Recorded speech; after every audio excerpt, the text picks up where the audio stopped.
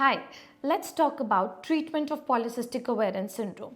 PCOS के अंदर main role होता है लाइफस्टाइल चेंजेस का और लाइफस्टाइल का दो कंपोनेंट होते हैं, एक डाइट और दूसरा एक्सरसाइज। पीसीओएस दोनों ही तरीके का हो सकता है। लीन पीसीओएस यानी फीमेल्स जिनका बीएमआई नॉर्मल है उनमें भी हो सकता है और ओबीस पीसीओएस जिसमें बीएमआई नॉर्मल नहीं है। सो अगर वज़न कम करना है तो हम सबसे पहले देखेंगे कैलोरीज कितनी एक दिन में आप ले रहे हैं। एक सेडेंट्री वर्क रूटीन वाली फीमेल को जिनका वज़न 50 के करीब है उन्हें करीब 1800 से 2000 किलो कैलोरी की ज़रूरत होती है। So if you are looking at weight reduction at least आपकी डाइट में 500 किलो कैलोरी कम होनी चाहिए। ये आप पता कर सकते हैं, बहुत सारी ऐप्स हैं, चार्ट्स हैं जिनसे आप जो जो खा रहे हैं उसको अगर आप क्वांटिफाई करें इन टर्म्स ऑफ कितनी उससे कैलोरीज मिल रही है, यू वुड रियलाइज़ कि आप कितना खा रहे हैं। सो एक 24 आवर रिकॉल मेथड पे अपना डेली का कैलोरी इनटेक कैलकुलेट कीजिए and then see where you can reduce around 500 to 600 kilo calories.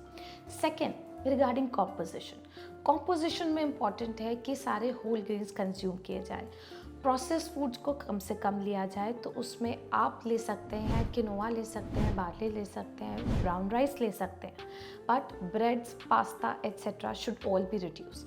Then protein rich जो डाइट है उसमें लीन प्रोटीन पे फोकस करें, जैसे कि लेग्यूम्स हो गए, फिश हो गए, मीट हो गया, meat from poultry.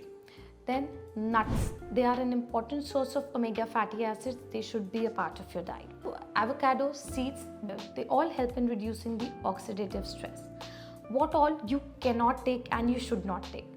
Sugary foods, because insulin resistance होता है PCOS में, उसमें आपको processed food और high ग्लाइसेमिक इंडेक्स वाले कैन ड्रिंक्स नहीं लेनी चाहिए। कैफीन और अल्कोहल का इंटेक कम से कम रखना चाहिए और अपनी डाइट को हाई फाइबर रखना चाहिए जिससे कि गट मोटिलिटी मेंटेन रहे और एब्जॉर्प्शन अच्छे से हो पाए न्यूट्रिएंट्स का।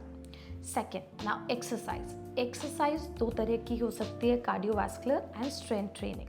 So cardiovascular exercise like walking, running, jogging, swimming, cycling, they all help in weight reduction. But with this strength training by your own weight, by weights, by stretch bands, that is also very good exercise that can help you in PCOS.